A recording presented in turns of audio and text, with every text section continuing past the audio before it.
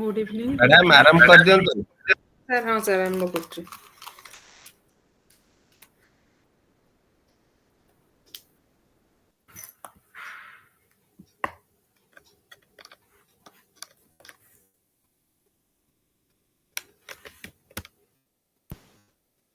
Good evening, everybody present here. Am I audible? Sephali Suchisma. Yes, ma'am, you are audible. Okay, now we can start.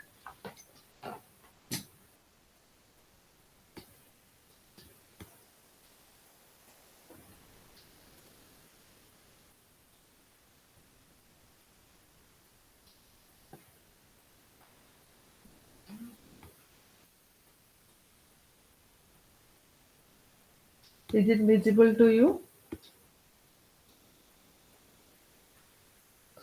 Sephali, is it visible to you? Yes, ma'am, visible. Okay, thank you. So today we will discuss about the emergence of ODL, means open and distance learning.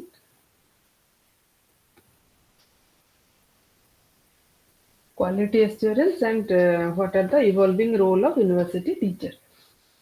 So in this heading, we are going to discuss all these things like your global changes and their impact on higher education, issues and challenges of higher education,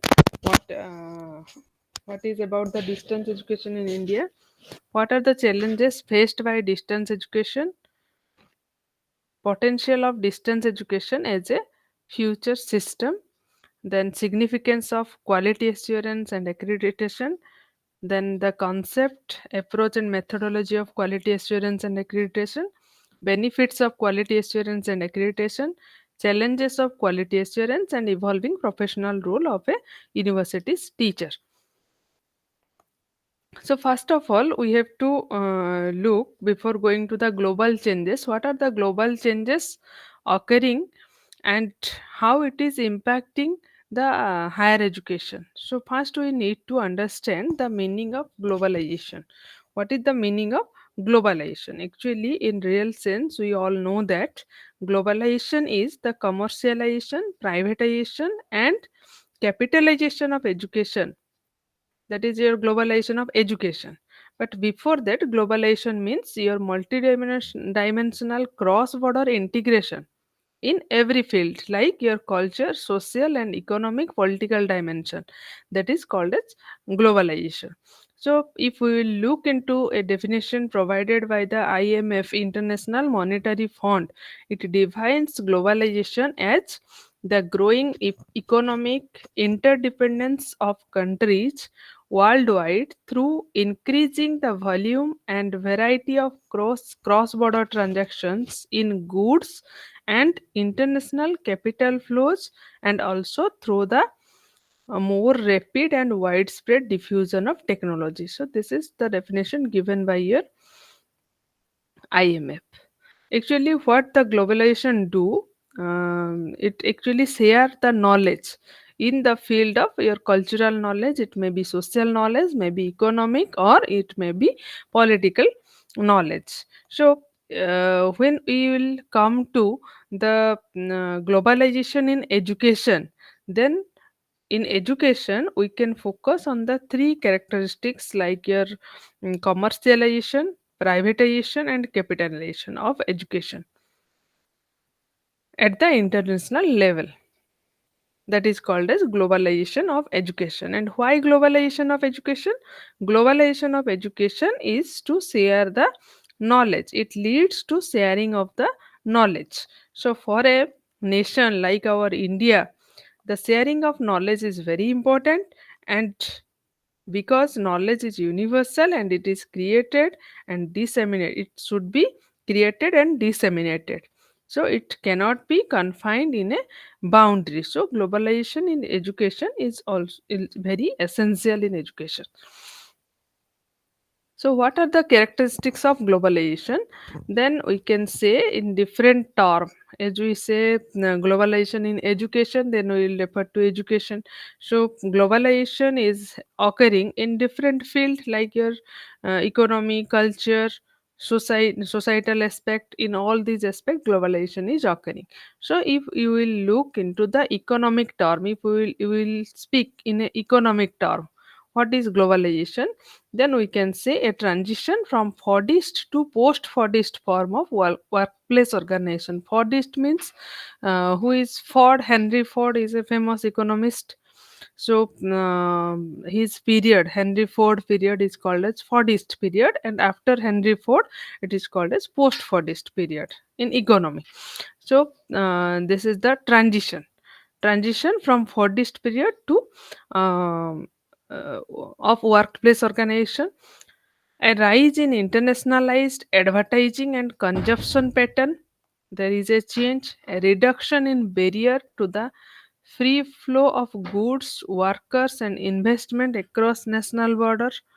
Correspondingly, new pressure on the role of worker and consumer in the society. So, due to globalization, if we will say in the economic term, then these things are changing, or these are the characteristics of globalization in terms of economics. Then similarly, we can also refer to it as a political term, and also in cultural term we can define this. In political term, it is certain loss of nation state sovereignty, or at least erosion of national autonomy, and weakening of the notion of citizen as a unified and unifying concept. In political term we can say like this, and in cultural term, if we will want to understand globalization, what are the characteristics in cultural term. So a tension between the ways in which globalization brings forth more standardization and cultural homogeneity, while also bringing more fragmentation at the local level, that also we have discussed in the previous chapters. In cultural term, why, how we can define globalization. Then we will proceed to the need and importance of globalization. Why we need globalization? If globalization will not be there, what would be our loss? And if globalization is there, then what is the, how we will benefit from the process of globalization?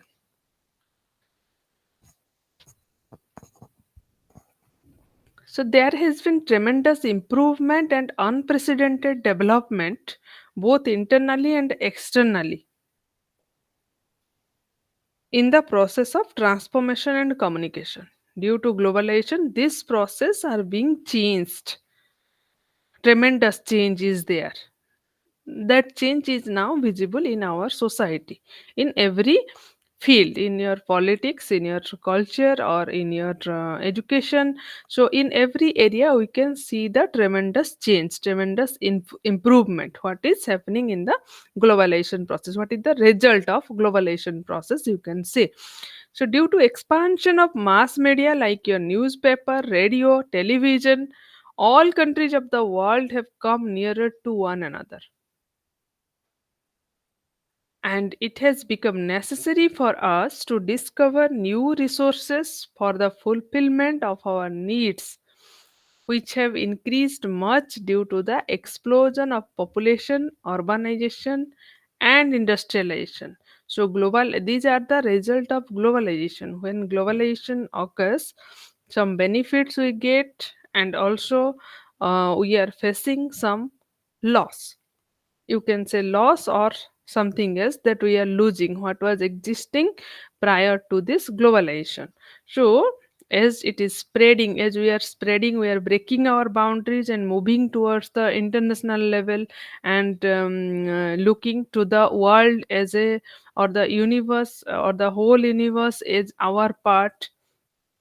At that time, we also, our need is also increasing, and we are trying to create resources for the fulfillment of our needs, and that need have increased much. What is the reason? The reason is the explosion of population and the urbanization process, the industrialization process. That's why these things are happening now.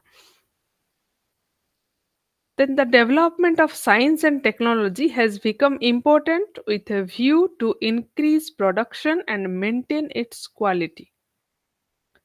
That is also visible to us. This is the result. The science and technology is growing day by day, and we are connected internationally in this development. And for this reason, we also want to increase the production and also needs to maintain the quality of the products. The nation of the world have been developing owing to trade at the world level in agriculture, industries, minerals, defense. In every area the nations of the world are developing.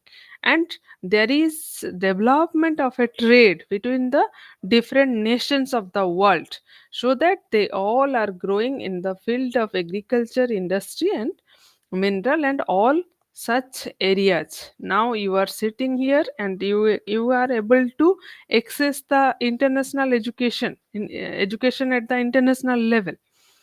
Globalization has been a very important factor for developing international understanding also.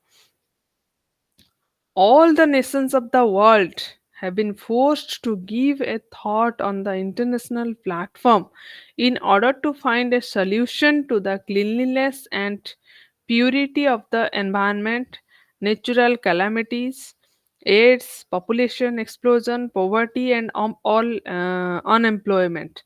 So, all these things, all these issues are not only the issues of India but globally. The national leaders are meeting with them with each other, meeting in summits or in conference, in everywhere they are meeting and discussing about the global issues. Environment is not confined to a nation only, it is the global issue. So in the global issue, now recently what you have seen, the sustainable developmental goals is fixed by the nations worldwide. They all are trying to achieve these goals. These are we are referring to as sustainable developmental goals. So, globalization has become inevitable to change the theoretical conception of world citizenship into a practical one. It has become essential in the sense that wars, riots, earthquake, flood, tsunami, drought, etc., occurring in one country affect all other countries of the world. That's why it is the global issue, not the national issue only. That's why we all have to think about this. Some nations are now busy in war. So this war is not hampering these two nations only, but it is hampering the at the international level, at the whole environment, whole global issue. It is the global issue. So that's why the nations need to think globally. That's why our now our motto should be think globally and act locally. We have to think in terms of global issues, not in terms of our local issue. It is a global issue.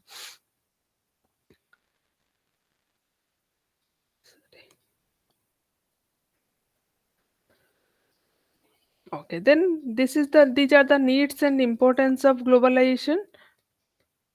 Then what resulted? We are proceeding towards globalization, and what result we are getting due to globalization? The economic imbalance in the developing economies of many nations. Due to globalization, many nations, like your developing nations, developing economies, they are facing imbalance. How they are facing imbalance? Economic changes in the form of liberalization, marketization, and global economic reforms like GUT, what we have discussed in the previous class, have created economic imbalance in the developing economies of many nations. This trend has facilitated privatization, internationalization, and increasing role of multinational agencies in various sector of society and economy, including education. So economic imbalance is being created due to all this process of globalization.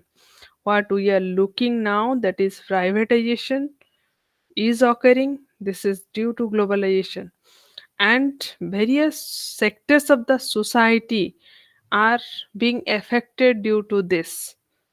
You can see the current situation that the multinational, we are focusing on the multinational agencies, and due to these multinational agencies your local products are being affected. And this is one of the result of the globalization. So the private sector is looking for opportunities in various aspects of economy, and the equation between demand and supply is changing with coming up of newer consumer with newer demand for consumption of goods and services. Now if you will open any online shopping app and search for some product, then you can easily get any product, anything you want to look for, you can get it there. So that means the previously you were buying from the local market, but the private sectors, what they are doing now, they are looking for the opportunity, what is the need in our daily life. They are focusing on this and developing the things in this way, and these are available to us through the market. So this is the demand and supply equation is changing in the present society. You are not going to the market to look for the things of your market only. You are going for the for a Android set and look for Amazon or Flipkart or something like this, and just you are searching for the thing you want, and you prefer to buy from that those apps because it is easy for you. So this is a result of globalization. So that's why now we have a slogan that vocal for local, vocal for local. So local products are being hampered due to globalization. That's why this slogan is now being given importance. And in also NEP 2020, this is vocal for local. So you go for local. So that's why another term is there: think global but act local. With reduction in public investment and increasing privatization of production and distribution of goods and services, new equations are being established for national and regional economic centers and cost centers. The trend has adversely affected the disadvantaged community of the society. That is, globalization is good in one way, in another way, it is also creating some problems which need to be solved. The tremendous technological developments in the sector of communication and information technology, that was the economic imbalance. It was creating the economic imbalance. Another thing it is creating, that is your tremendous technological development in the sector of communication and information technology. So how it is affecting, it affected the traditional socio-economic culture and ways of thinking and living. It is very important, and it has a impact on the on our society also. You are looking or observing the whole global issues, what is happening in another culture, you are adopting this, so you have changed your ways of thinking and living. What we are doing in our time, we are only confined to our locality, our family, our nation or our state. All these things we are concerned with, but in the next generation, in our next generation, they are thinking that um, we will reside in USA or in Canada, or we will do like their society. So the way of living and way of thinking is already changed. It is due to the impact of the globalization, result of globalization. So your culture is also affected, your thinking is affected, your living style is affected by the process of globalization. And technology has permeated every sphere of life. including education and training. So, this is one example that you are attending the class online today. That is the result of this technology. Every sphere of life and COVID situation was one situation where everybody were forced to use the technology, and automatically they started learning technology. And now, as a result of, or as a, you can say, blessings of COVID, you are online, or I am we are online to impart education. So education is now dependent completely on technology due to this globalization. And this process, I think, this has been speed up in the COVID period. So technology is being visualized to increase access to education and reform the quality of instructional and support provisions. And this created a need for novel provisions for planning, design, and delivery of instruction. You can see this in the classroom now. After COVID, post COVID situation is that the students who are in the classroom, they are not interested, not even interested to listen to the lecture given to them in the classroom. They are never interested. And see, your situation is similarly like this. And they are never interested. Why they are not interested to listen to the lecture given by in given to them in the classroom? Because they thought that in the COVID time, so many videos, so many channels, so many international contents, they entered into the market, and they are easily available to the students. They are thinking that if that lecture is available to us with a minimal cost, and why I am going to lose my time, waste my time in the classroom? So they are not interested in that type of lecture in the classroom. They are able to access those contents from online, from different channel, from different source, from different experts also they can find it. And there is no need for them to, they are thinking that there is no need to listen this type of lecture in the classroom by wasting our time, by taking our time. So this is the uh, globalization process. This is the result of invention of technology in the field of education. And that's why also at that time NEP was also introduced, and NEP also focused on that. You change the classroom process. You need to change the classroom process because it is the globalization period, and due to this globalization our education sector is also changing. So there is no need of a lecture in the classroom to the students. So what can be done there? And we have to think of different ways how the students will be skilled. You have to focus on the skill part. Otherwise, the lecture will not of use in future.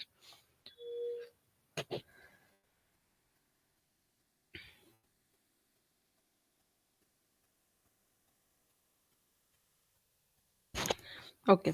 Then what are the other result of globalization? There is significant political development, the disintegration of the Soviet Union into a few independent nations, the end of apartheid and beginning of democracy in South Africa, reorganization of democracy in Afghanistan and Iraq are some of the political changes due to globalization.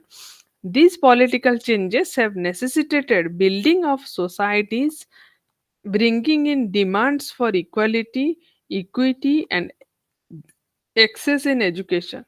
Newly emerging nations and democratization have placed premium on human resource development and education for all.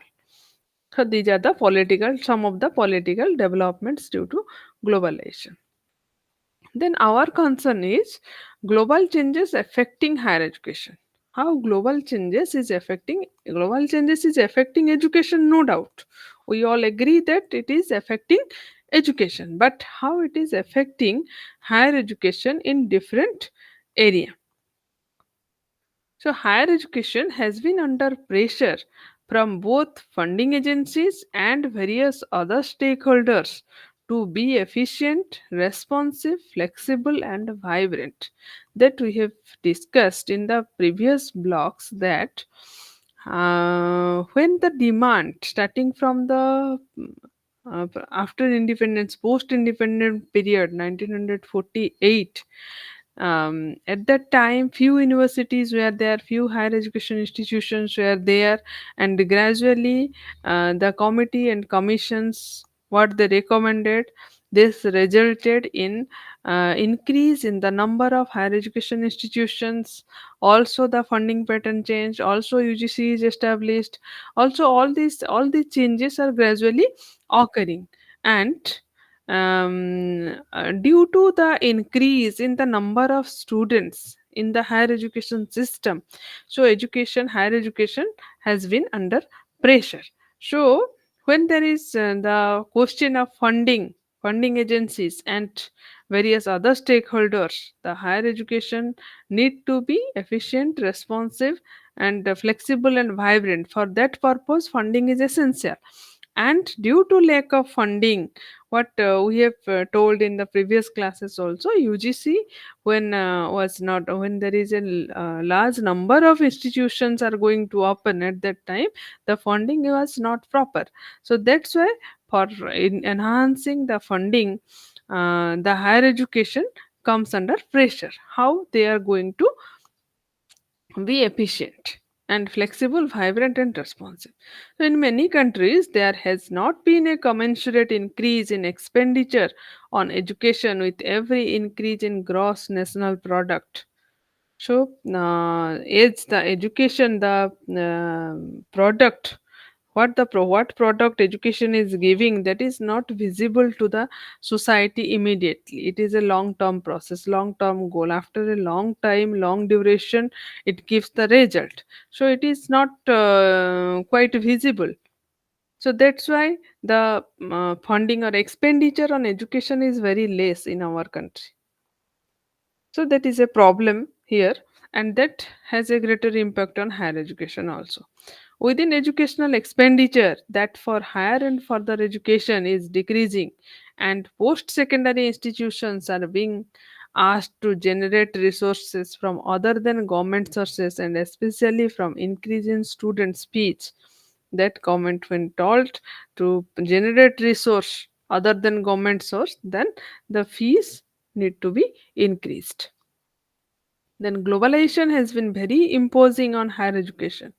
Not only new partnership, alliance, and consortia are emerging, but also individual institutions are under pressure to cater to the needs of diversified student groups and thereby broad based and internationalized curriculum and instruction.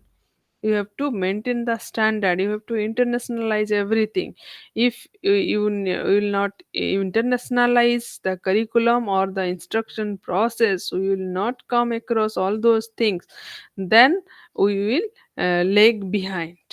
So we need to do all those things. Globalization also demands that educational resources be pooled to avoid duplication and for purposes of efficiency, with provision for local variations in curricular inputs for meeting local needs of the community. Globalization, what we have discussed now also, globalization is there is no doubt, but our local need or our local variation should not be abolished. This is not the meaning of globalization, that your local things, local variations will be abolished.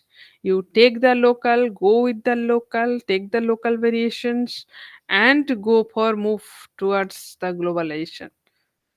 This is the need of the hour. Then that's why that term is there, think global but act local.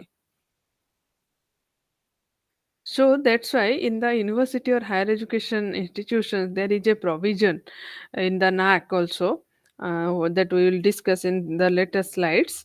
There is provision that how you are enriching your curriculum with the local variation, how what local things you are entering into your curriculum. The universities are responsible for this.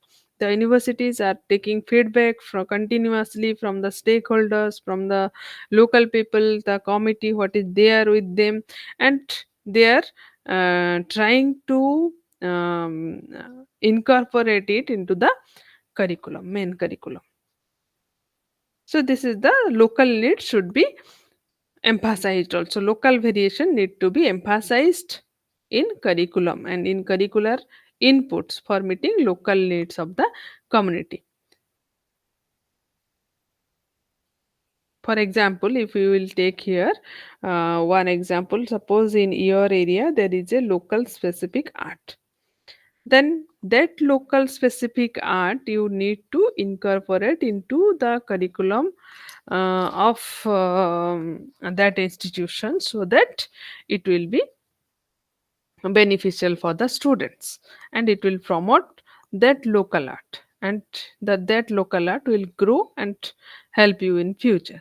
So you have to think local in this way. Then the technologization and electronification of higher education has put undue pressure on institutions to create provision for and base curricular design in new technologies. That we have discussed technologization, we are in the process of technologization, we are incorporating technology everywhere. We are for example, you can take the any meeting government was organizing at that time, it was in offline mode and everyone is going to the attend the meeting, but now it has been integrated, technology has been integrated, and every meeting which was conducted from government of India also, they are also taking the help of technology, and the people all over India are watching and joining that meeting and directly being connected with the government system, MHRD, or you can say Minister of Education. They are directly communicating. So this is technologization in education also, and due to technologization it has put higher pressure, undue pressure on institutions to create provisions and base curricular design for on new technology.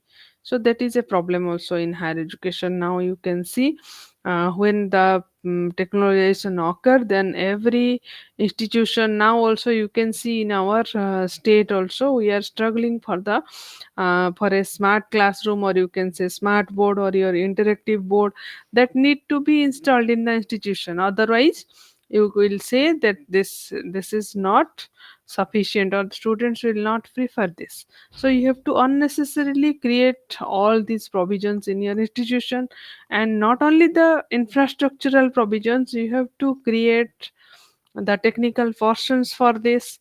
You have to create the courses in your curriculum, or you have to redesign your curriculum, or you have to put give extra input to your curriculum about that new technology, so that in the future the students will be um, acquainted, or students will be skilled on these technology, new technology, so that they can handle all these things. So this type of undue pressure is also there on the higher education institutions due to technology. This has also been argued from the point of view that varied learning styles of diversified groups of learners, and especially the gap between the mainstream and first generation learner, could be taken care of by inputs from a variety of media through provisions of multi-channel learning. So this is also a extra pressure on the institutions, on the human resource also. You can see that there are different diversified learners, and in the NEP 2020 also, the inclusive education or the diversified learners need to be addressed, and that has been emphasized that the different kinds or different types of learners have different learning styles, and you need to meet the demand of every type of learner, which is impossible, especially when there is lack of human resource. We are no doubt following globalization process, supporting globalization process, and but we are lacking something, because these things happened in such a manner, such a speed manner, that a gap has been created between all these things. The system is changing, we are trying to adapt the system, but we have a gap in terms of human resource, in terms of infrastructure resource, in terms of the mindset of the human resource. So all these things are creating a gap between the actual situation and what is needed there. So when we are trying to bridge the gap, then we have to take care of so many things. So there is a systemic gap is also being created. So the system is not well acquainted to all these things. So that's why we are facing the undue pressure. So, the latest development of web based online learning has created a new paradigm in instructional design and instructional management, and has created new provisions of costing and possibility of economy of scales. Now you can see this, the latest development has been made, and web based online learning has been created. And online learning platform, what government of India, from the side of government of India, you can find in your SOEM portal, so many courses are there, so many courses are designed. Also the CIET of NCERT, it is also designing so many courses for the teachers also.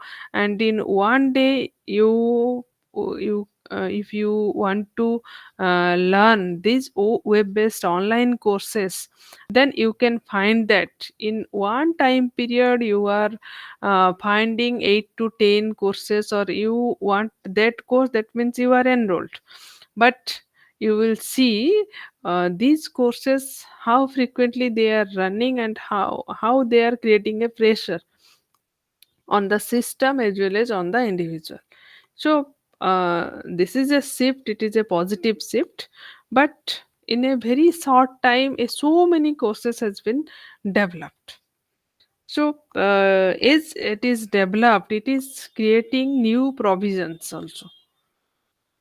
New provisions means the higher education institutions or the students reading in the higher education institutions, they are asked to go through the online courses, or they need to enroll at least one or two online courses simultaneously.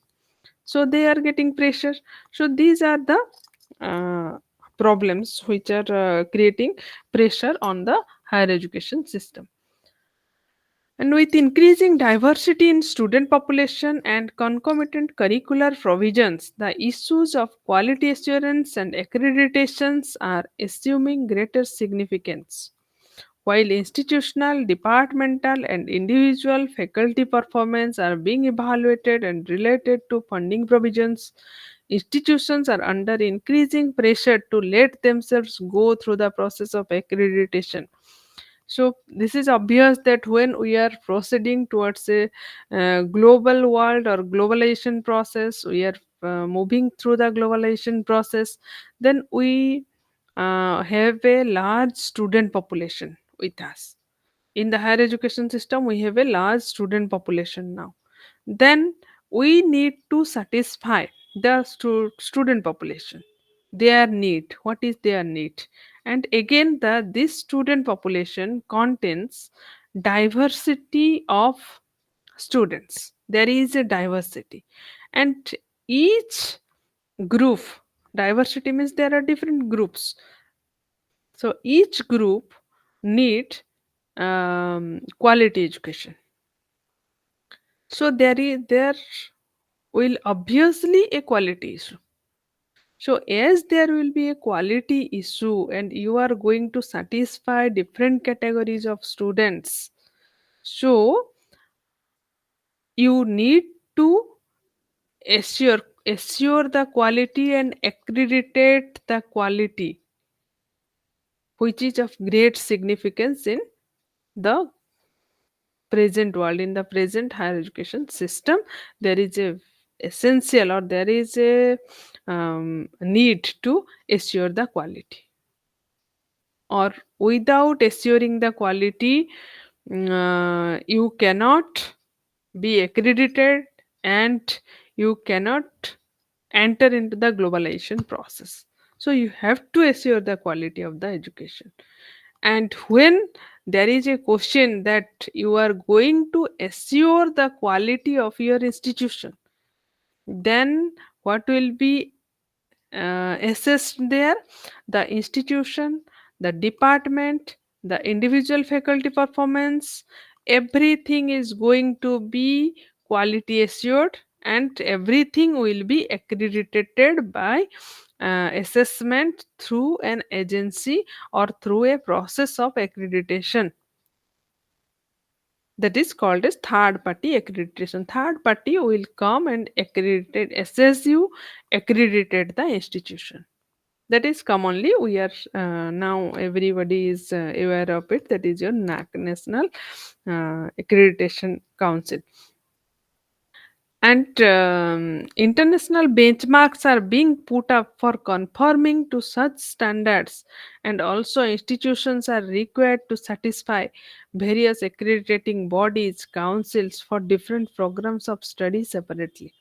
So now, when you are entering into the globalization process, you need to, or you must accredited your institution, and that accreditation process will be carried out through a accrediting body, and that accrediting body will observe each and every aspect of your institution, and then it will assess your institution and give a grade or rank or mark to you, so that you can go to the global market with that rank, that accreditation. I am A plus plus institution, or I am A plus institution, or I am B institution, or B plus institution. Also, it is going to affect the students who have studied in that institution. So it is everybody's responsibility. So that's why it is also a pressure on the institutions now, when they are being evaluated on a scale, particular scale, what is there in the quality, whether they are assuring the quality or not. Then there is also unexpected pressure on post secondary institutions to expand provision to accommodate an ever increasing student population. While physical infrastructure and facilities are very difficult to expand, alternative channel of learning are put in place to make balance between scale and quality. So student number is increasing, student population is increasing, and as per the student population, there is no availability of such physical infrastructure. Such physical facilities are not available, so it is very difficult also to expand all of a sudden, or that's why alternative channels need to be created.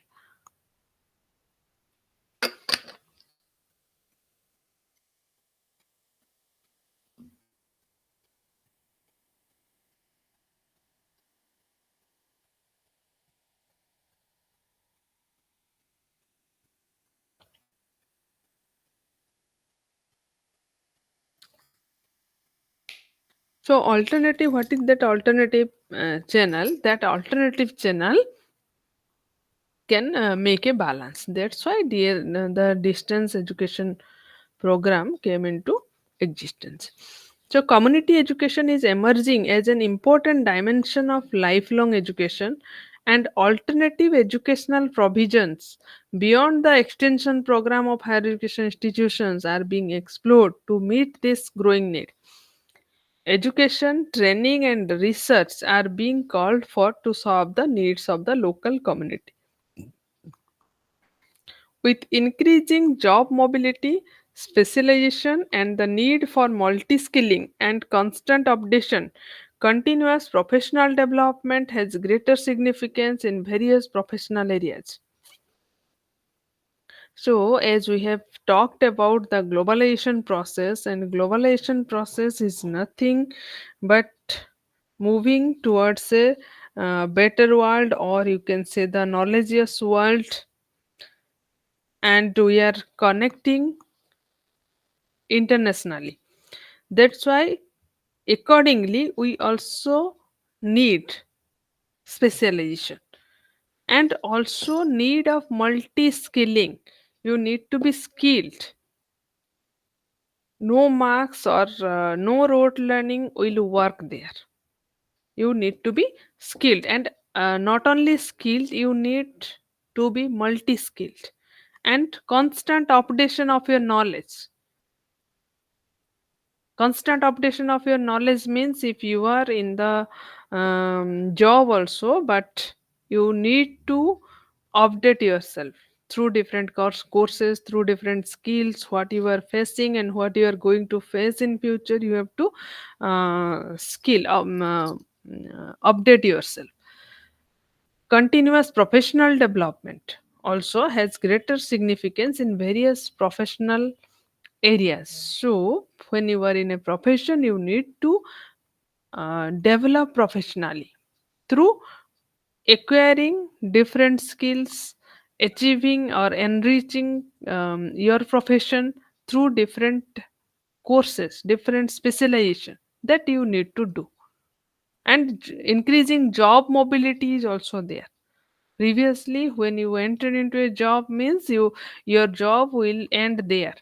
But now job mobility is there. Nobody is sticking to one job, and nobody is also not satisfied with that one job. They are moving from one job to another. They are specializing, and when they acquire that specialization, they move to next job or any other job. So all these things are increasing, and these are of greater significance in the profession nowadays. So that's why some issues and challenges are also generated, what we have discussed. Some issues and challenges are we will discuss, and after that we will see why this open and distance learning system. So now we have an idea that why that open and distance learning system emerges. So this is an idea. So these are the pressures, and these we are facing in the present world, and we are in a process of globalization. And due to this process, or to enter into this process or adopt this process, we need to face this type of pressure. So what are the issues and challenges? Now, some common challenges are: with the increase of enrollment at the school level, the supply of higher education institute is insufficient to meet the growing demand in the country. Government is continuously focusing on quality education. Still, a large number of colleges and universities in India are unable to meet the minimum requirement laid down by the UGC, and our universities are not in a position to mark their place among the top universities of the world. Okay, so this is the problem with our Indian universities. We are not up to the mark till now, because in a history you can take, India has entered the PISA. When go for PISA, then it was rejected from that place. It is not of national international standard. So, for this purpose, now also you are aware that in the school system, school education system, some all schools are now forced to take an national level, international level Olympiad test, so that we can mark our standard, and we can focus what are the need, what are our need at that place, how we need to grow at that place, how we need to achieve those learning outcomes, so that India can proceed further. So that is the need of the hour, because in our in universities also these things are happening. And for solving these issues also, India is taking steps. Now also you have what you have heard that NAC is accrediting every higher education institution, and it is mandatory now. Though it is a very old concept, but now from now it is mandatory to accreditate every institution. So this is because we are proceeding in this globalization era. So, increasing interference of politicians in the management of higher education jeopardizes the autonomy of higher education institution. That is also issue, big issue of higher education institution in India. The politicians who are interfering in the higher education institutions, and they are jeopardizing the autonomy of the institutions. Then poor infrastructure is another challenge to the higher education system of India, particularly the institutes run by the public sector suffer from poor physical facilities and infrastructures.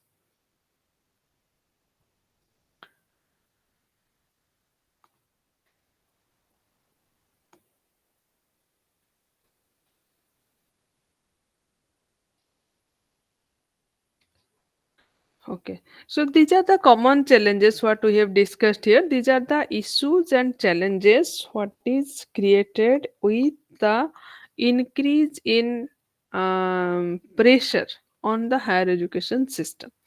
If you will look back from the 1948 after independence, post independent period till now, the education system is developing, growing and growing and growing on the basis of recommendation of different commissions and committees which are established from time to time till now. And if you will be able to compare the education recommendations of the commission of 1964-66 and NEP 2020, you can find uh, um, most almost many things which are similar or which are recommended by the 1964-66 commission and also recommended by NEP 2020. Then you can find that why these recommendations were there in the 64-66 commission, also it is there in the NEP 2020. But why this is there? Because the recommendations or the ideas were generated there, but it was not implemented fruitfully in the field. That's why it has been carried forward up to your National Education Policy 2020. So, as it has been carried forward, we need to think that there must be some problem in our system to implement all these things. And similarly, in case of if we will talk about the higher education only, in higher education also, this type of problems are being created, and gradually these problems are increasing, and increasing till now. And in the meantime, some steps are also been taken to solve the issues and challenges, but still now we are struggling with the issues and problems, challenges what is there with us. And one of the major is your infrastructural facilities, and another is your human resource management, human resource system of the institution. So these are the challenges. So to face all these challenges, to solve all these challenges or to meet all these challenges, government has taken various steps in various times. And one of the step is your open and distance learning system.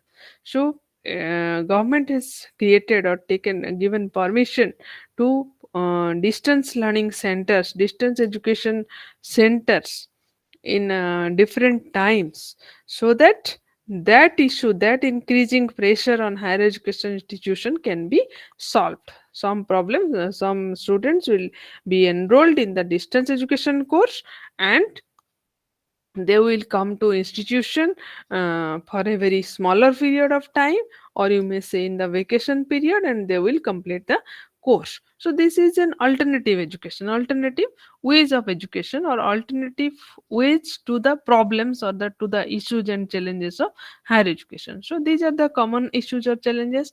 Then what are the challenges if we'll look with regard to introduction of ODL, means open and distance learning? Then what are the challenges?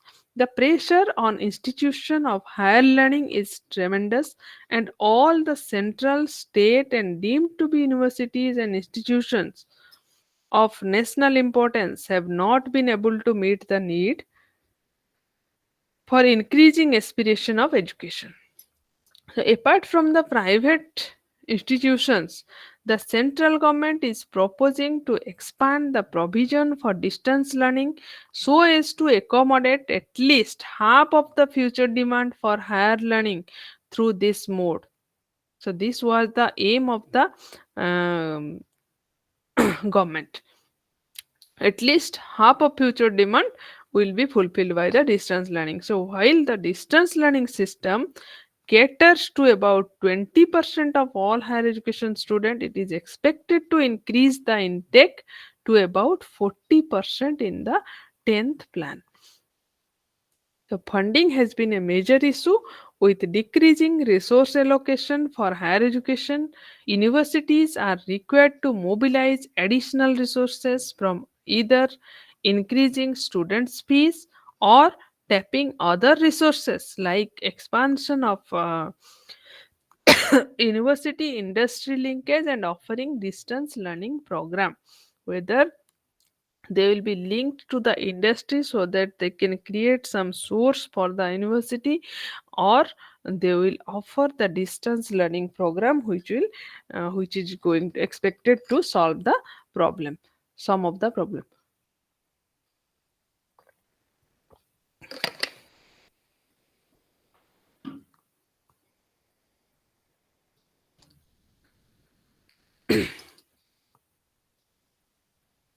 Then we will proceed to quality and accreditation issues and challenges. So the challenges we have divided in three headings. One is related to your open and distance learning, another is the general issue, and another is your quality and accreditation related issues and challenges. What are the challenges the higher education institutions are facing regarding the quality and accreditation? So, quality assurance requires human infrastructure, pedagogic, financial, and other resources to be utilized to conform upon standards so that the inputs, process, and output can be improved in respective areas. So, quality assurance, what you will understand about the quality assurance, you will quality assurance means you need to assure the quality of the human resources, quality of the infrastructure, as well as pedagogic process, your quality of finance, and what other resources are there in the institution. You need to assure their quality so that if you will assure the quality, then output can be improved. It is the expectation. The National Assessment and Accreditation Council NAC of the UGC and the National Board of Accreditation of NBA, that is of AICT, are responsible for institutional and program evaluation and for providing accredited status to institution of higher learning. So it is a rigorous process. Now the it is what we are discussing sometimes before, that it is now mandatory for all the higher education institution to be accredited. So that accreditation function will be done by the NAC of the UGC. The institutions which are under UGC control, they will be accredited by NAC, and those institutions like your professional colleges who are under AICT control, they will be accredited by National Board of Accreditation (NBA).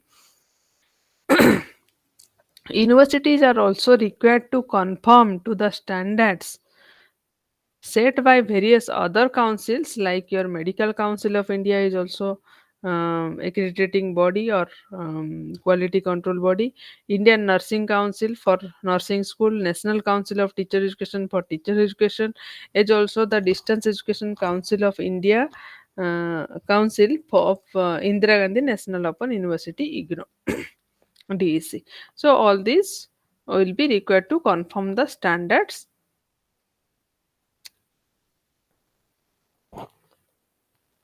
Then globalization and global pressure for reform, including re-engineering, restructuring, and transforming, have led universities to rethink about the curriculum, instructional strategy involving more ICT-enabled education, expansion of training and continuous professional development, or lifelong learning provision, international students' needs, and quality benchmarking. So that globalization or the global changes, what is occurring, that creates a pressure that you reform, otherwise you will be abolished. So you need to reform the system. Reform means reform will include your re-engineering and restructuring and transforming. How you are going to re-engineer your curriculum, your curriculum, redesign your curriculum, or restructure your infrastructure, and transform the whole system. Curriculum, your instructional strategy need to be emphasized. What you are going to put in your curriculum, whether your curriculum is globally accepted or not, that we the planner have to think about it while designing the curriculum or while designing the instructional strategy. And also, after completion of the curriculum or after completion of the course, you are not all done. You have to continue your learning through CPD, or this is called as your continuous professional development is needed, and this is your lifelong learning provision, international students need, and quality benchmarking. What is the need in the international standard, international level? You are pursuing a degree in this institution or in one institution of higher education, but when you are pursuing a degree and after that you are applying for a job, at that time the job is now asking to you, the institution from where you have passed out, what is the gradation or what is the ranking or what is the accreditation criteria of that institution. That will also affect your chance of getting that particular job in that particular place.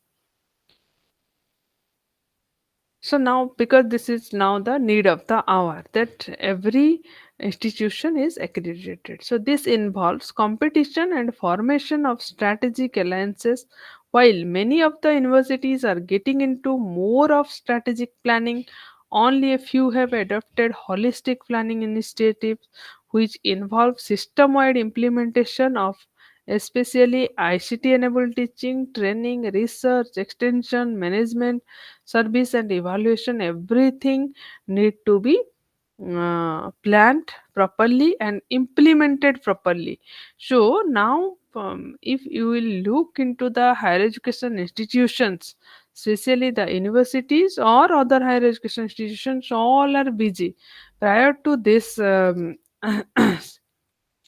prior to your 10-15 years back, you will look into the higher education institution, that system or the situation has already been changed now. Now everybody is busy in the institution, in this process.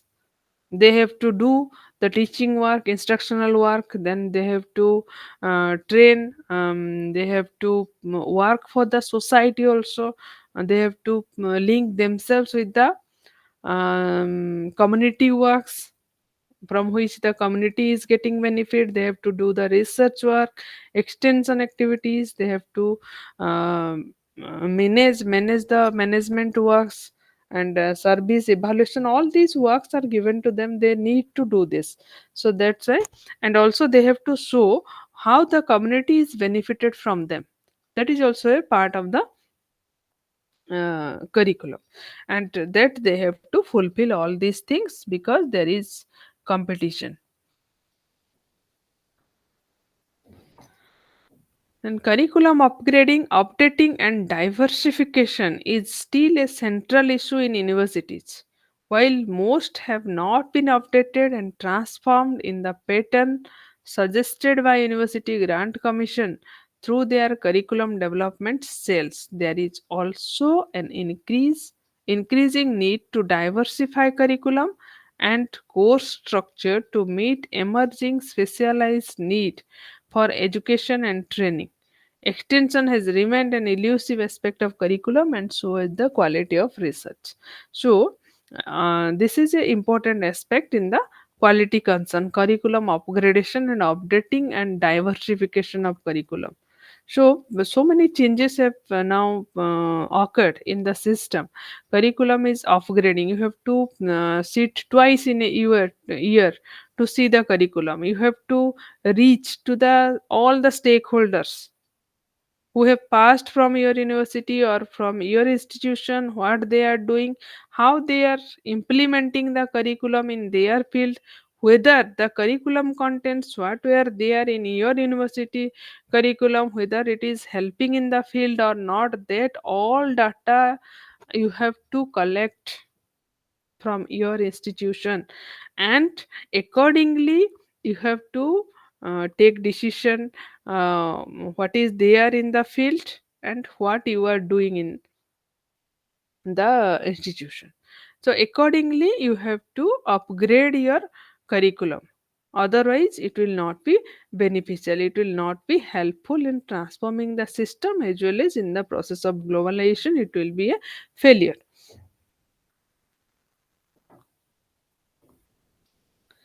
The continuing professional development in various professions and professional development of college and university teachers are areas of significant concern to educational planners and administrators. That is also the university teachers or the professionals who are there, they also need to upgrade their knowledge, upgrade their professional development. They need to continuously develop professionally. They have to attend the development programs, professional development programs, what is conducted by the by different universities or the HRDC, you can say, your Human Resource Development Center of UGC. So they have to update their knowledge. Without updation, not only update their knowledge, they have to update their skills also. They need to acquire different skills from time to time, otherwise they will be outdated. So many of the universities do not have programs made for continuing professional development and training needs of various economic and development sectors. So moreover, even the academic staff colleges which are there in the universities, academic staff college and academic staff college is responsible for the professional development of the faculty members of the institution. And the academic staff colleges have been inadequate to cater to the CPD needs of the university and college teachers. That's why UGC has the another provision of HRDC which is providing. And now what is happening there, the UGC is designing the central guideline what courses need to be undertaken by the Human Resource Development Center, so that the faculty can attend the program to grow professionally or to update their knowledge through these professional development programs.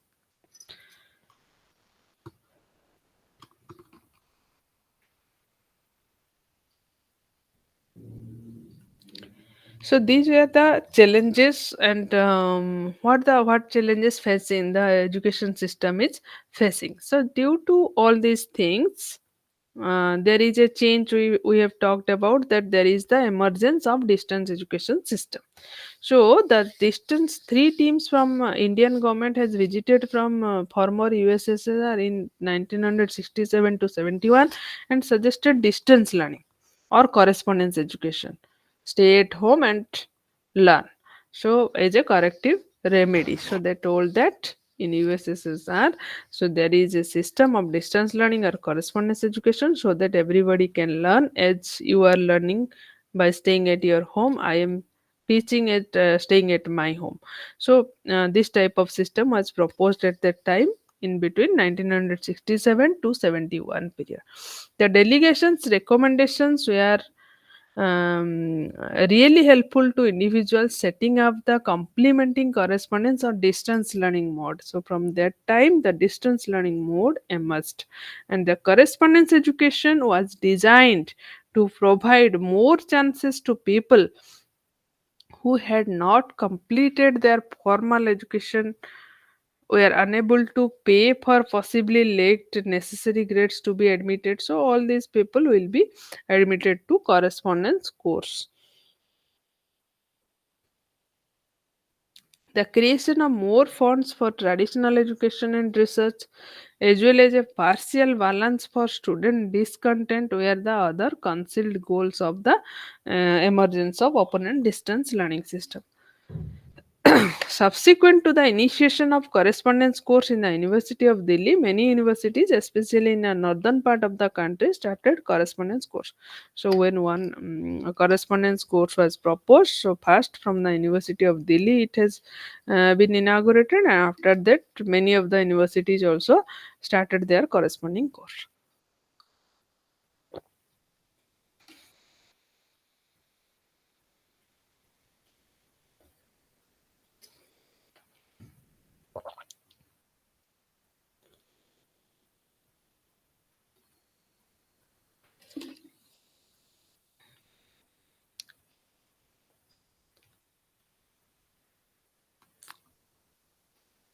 Am I audible to you?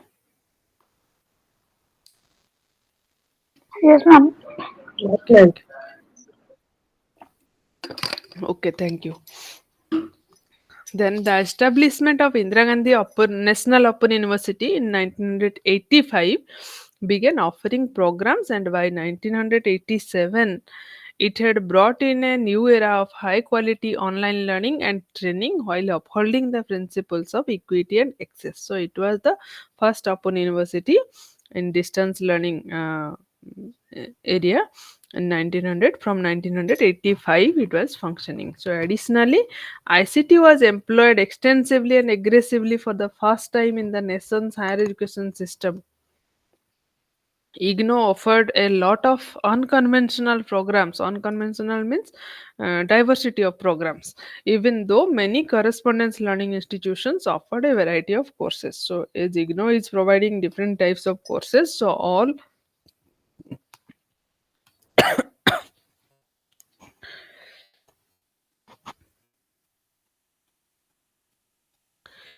got a chance to learn through the corresponding courses. So, in addition to programming for the development of human resources, ongoing professional development is offered at the certificate and diploma level through a variety of developmental and extension initiatives as well as community development projects.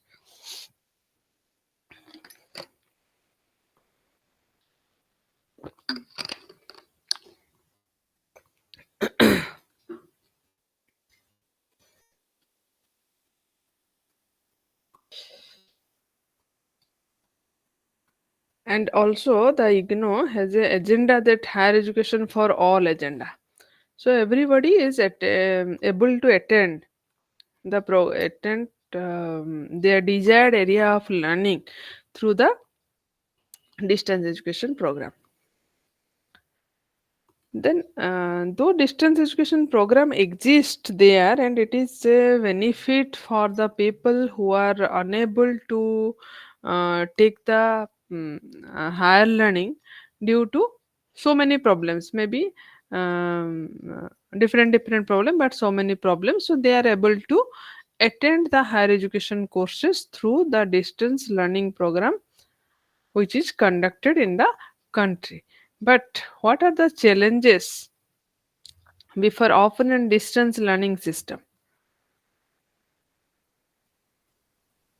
So a strong, what are the challenges? Though distance learning system is there, but some challenges are also there. So a strong, what are the challenges? Now, one, a strong foundation of curriculum and instructional design with significant media mix to meet varied learning style of diversified learner. So when IGNO or your Distance Education Council DEC, they are developing the curriculum for distance education program, then there is a need for them, and it is a rigorous task to design a curriculum and the instructional design. When you are looking at your materials what are developed by the IGNO, that is a rigorous task. What to be taught to the learners, what need to be there. So that is a rigorous task for the system. And as for example, you can take that when there was a change in the um, process of in the B.Ed course, B.Ed syllabus, when there is a change in the regular course. Prior to that, IGNO was running for 2 years, as there was a B.Ed course of 1 year. But when it is converted, the regular course converted into 2 year course, at that time for some days IGNO also reduces the number of intake, because it has to think whether the 2 year, if the regular course is of 2 years, then how the distance mode course will be completed in 2 years. So that's why for some days it is reduced the number and planned for the curriculum. Then accordingly it emerges with a new type of curriculum and started the program again. So it is a challenge before the system, that how to design the curriculum and instructional design with significant media mix. Media also, what will be the media, and how to meet the learning needs of different types of varied styles of diversified learners are there in the distance education program. So how to meet their need? So this is a challenge before the system. Then use of ICT, how ICT can be used in the distance education program, that is also a challenge. Then staff and human resource development on a continuing basis, how they will recruit staff and human resources. Then how research can be continued on this system. Then educational access and equity still remain challenges for distance education. Language has been a major challenge in distance learning, because in India it is there. That means here also some we are talking about globalization. So from everywhere student may attend the course. So language may be a barrier. So that's why so many challenges are there. Then we'll proceed to, in spite of all these challenges, this distance education program is running, and from time to time it is changing also. It has been updating, and for this process we have to know more about the quality assurance and accreditation in higher education. So the need for quality assurance and accreditation has been established, especially in the context of globalization and financial constraint impinging on higher education. Then what is the significance? Why quality assurance and accreditation? Why? What is the importance, or what is the significance of quality assurance and accreditation? So, quality assurance and accreditation in higher education include the systematic management and assessment of procedures to monitor performance and to address areas of improvement. So, why quality assurance? Because it need to assess what you are doing, what is the lacuna, what is the limited area, what is the limitations. for this thing, it needs an assessment is needed, an assessment procedure is needed, and to monitor the performance, what you are doing, you are working in an institution and what you are doing, so that need to be monitored. So when these two processes will be done properly, assessment and monitoring, then you can assure the quality. And then when you are able to assure the quality, then you will be able to accreditate that institution.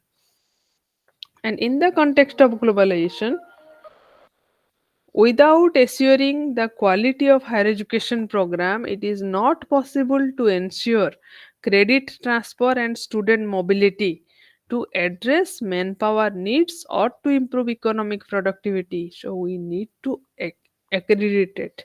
When you must have heard the system now, the credit transfer system.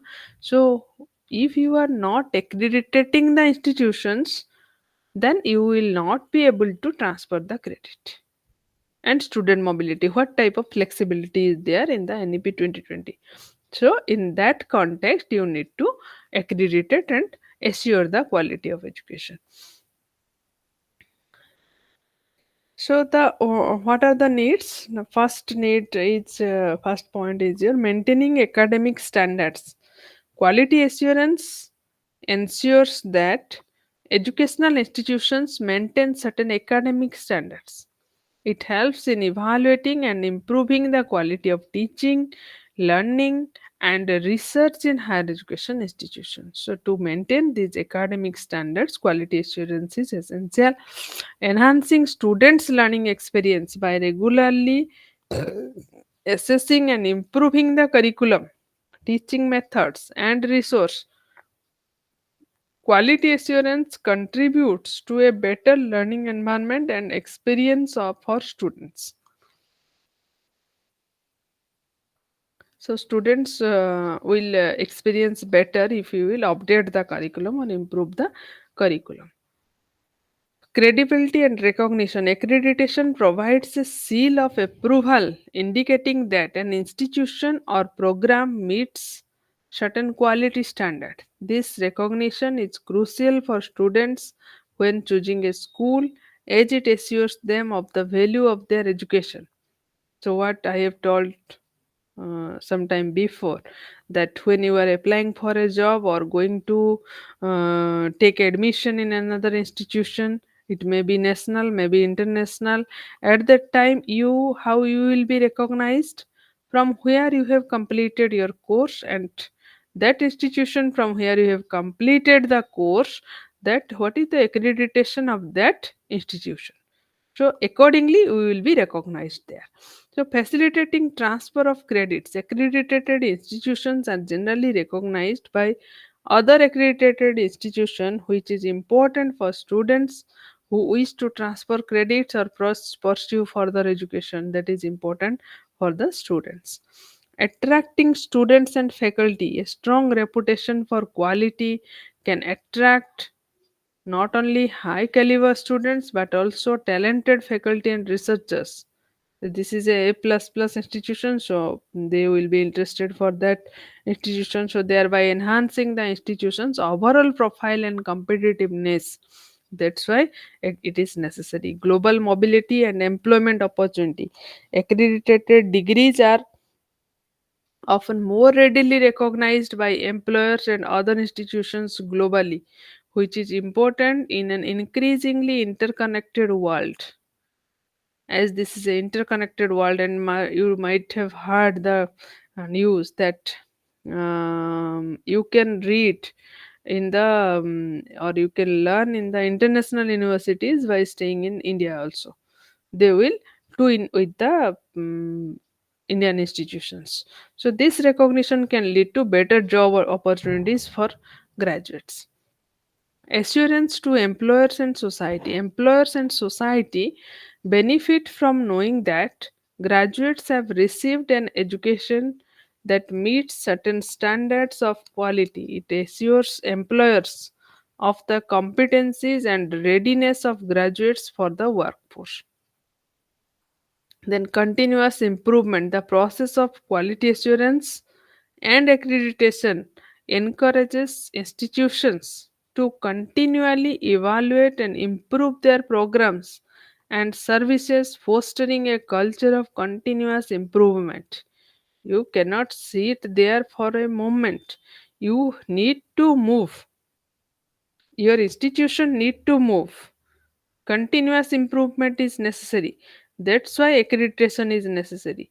For example, if you are getting a plus plus grade in this time and you are sitting quietly waiting for the next grade to come, then you may get B grade in the next accreditation process. So continuous, for continuous improvement it is necessary. We will there will be a system will be developed and everybody will work accordingly. Then, to increase the accountability, this process hold institutions accountable not only to their students and faculty but also to governing bodies, funders, and public. Everybody will be concerned. Everybody will be accountable in their places. If government is not giving the funds or the governing bodies are not doing the job, then everybody will be accountable for their work. This accountability is essential for public trust and the sustainability of higher education sector. Then fostering innovation while ensuring compliance with certain standards, quality assurance and accreditation processes can also encourage innovation in curriculum design, teaching methods, and the use of technology in education. So, to foster, if you want to foster innovation, you have to accredit that institution. Then, resource allocation and funding. For many institutions, accreditation can be linked to eligibility for government funding and other resources. Meeting quality standards can thus be financially beneficial. So resource allocation, if you are a standard institution or accredited, then you can the flow funding will flow towards your institution so that you can improve your institution. So this is also create a chance for funding for your institution. Then international partnership and collaboration, accreditation, especially from recognized international bodies, can facilitate partnership and collaborations with other institutions worldwide, enhancing the institution's global engagement and research impact. So, internationally also, you will be beneficial. Then, quality assurance in higher education. So, what is quality assurance in higher education? Quality assurance in higher education actually refers to the systematic review of educational programs and institutions to ensure that acceptable standards of education, scholarship, and infrastructure are maintained. It is a proactive process aimed at preventing defects in educational delivery. So, when you are able to remove the educational defects, then it is called as quality assurance. So, there is a quality assurance cell in every institution, every higher education institution, and that cell will help to maintain an acceptable standard of education and infrastructure and every aspect what has been decided. So there will be a standard in the delivery process, educational delivery process. Then, what are the components of quality assurance? The components are there are different areas, like most probably seven areas. The curriculum development, and it ensures that curriculum development area ensures that the content of the courses is relevant, what is there in the syllabus, and content of the course is current, that means it is updated, up to date, and appropriately challenging. And how it will be done? The curriculum development will be done by a curriculum development cell of the institution, and that curriculum development cell will include all stakeholders of the institutions, like your institutional members and other members like your administrators, students, alumni members. All these members will be there in the curriculum development cell. Then teaching and learning its function is to monitor and improve the delivery of education, including pedagogical methods and faculty performance. And student assessment ensure fair, consistent, and accurate evaluation of student performance. Resource and support will provide adequate physical and digital resources, support service, and faculty development opportunities. Then continuous improvement will include regularly review and update all aspects of education delivery and administration based on feedback and evolving educational standards. Then methods of quality assurance include how quality assurance, these are the components of quality assurance. These components needs to be focused in the quality assurance. And what are the methods? How quality will be assured? Quality will be assured in generally 3 to 4 things like self evaluation. The institution or the department will first self evaluate itself, then peer review, it will be peer reviewed, then external academic audit will be conducted, then accreditation, then benchmarking against standards set by educational authorities or professional organization, then the institution will be accredited. So, the accreditation in higher education means a specific type of quality assurance process under which services and operations of educational institutions or programs are evaluated by an external body to determine if applicable standards are met or not. There is a standard, and what you are doing that will be determined against this standard. If the standards are met, accredited status is granted by the agency. So, what is the purpose of accreditation? To ensure quality, protect student, facilitate transfer of credits. Then, what is the process of accreditation? Self study, peer review, and judgment and accreditation. Then, criteria for assessment. On which criteria they are going to assess an institution? The curricular first criteria is your curricular aspects. The curricular aspect again include the curriculum design and development. This involves assessing how the curriculum aligns with the institution's vision and mission. Under this area, you have to fix, every institution has to set their vision and mission and how it reflects the need of stakeholders, including the job market. That is the main aim in in the context of globalization. You have to fix your own means institution's vision and mission, and your vision is whether at par with the job market or not.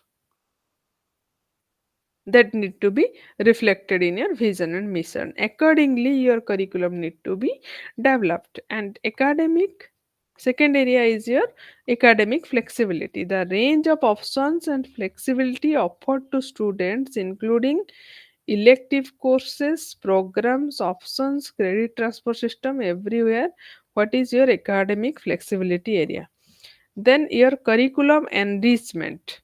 What you have included in your curriculum, like your valuated course, your interdisciplinary aspect, and how the curriculum fosters global competencies among students. That is your curricular enrichment area.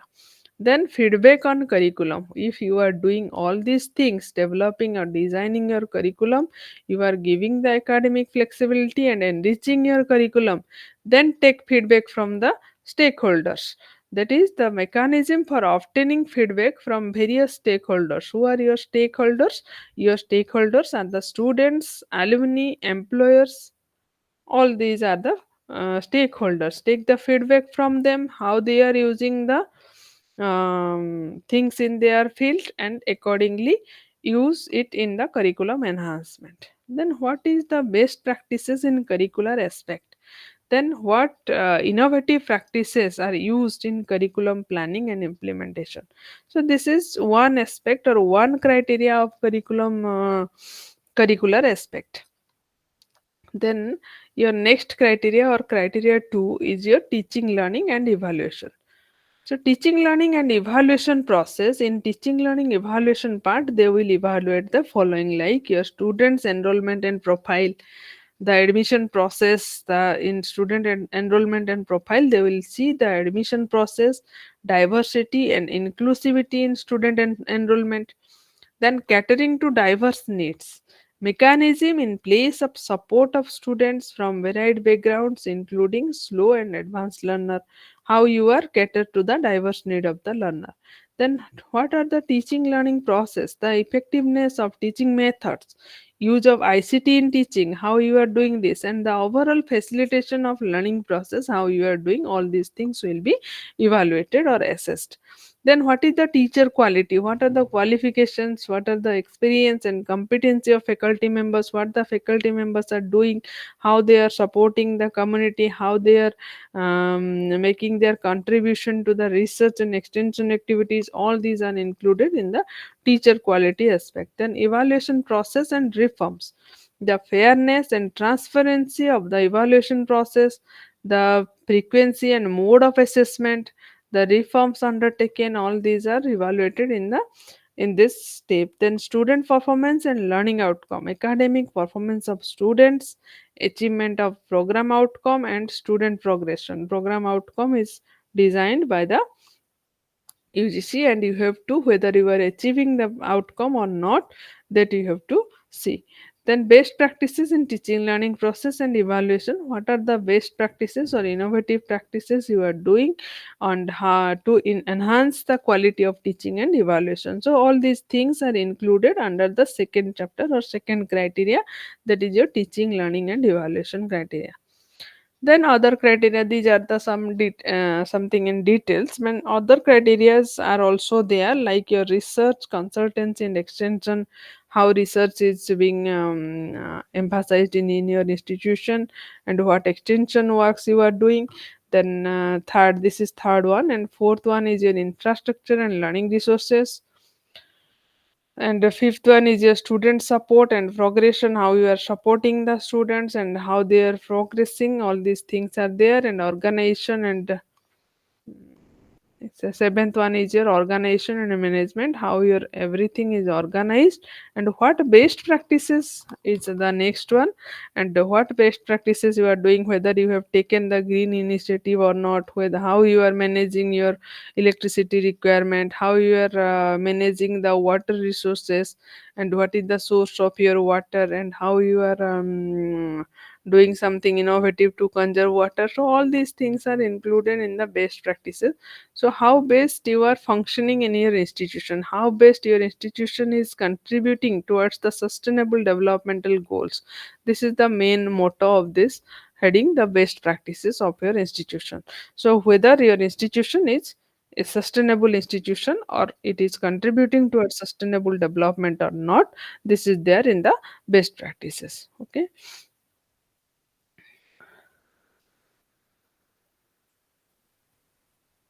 Okay, then all these things are there, but we have to discuss in the next class, I think. There's a evolving professional role of university teacher. Whether all these changes are occurring, then what should be the professional role of university teachers? That we will discuss in the next class. Okay, so for today, I think here we will close the today's session.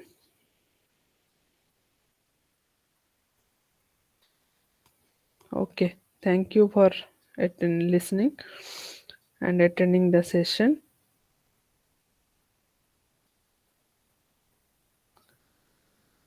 Okay, thank you.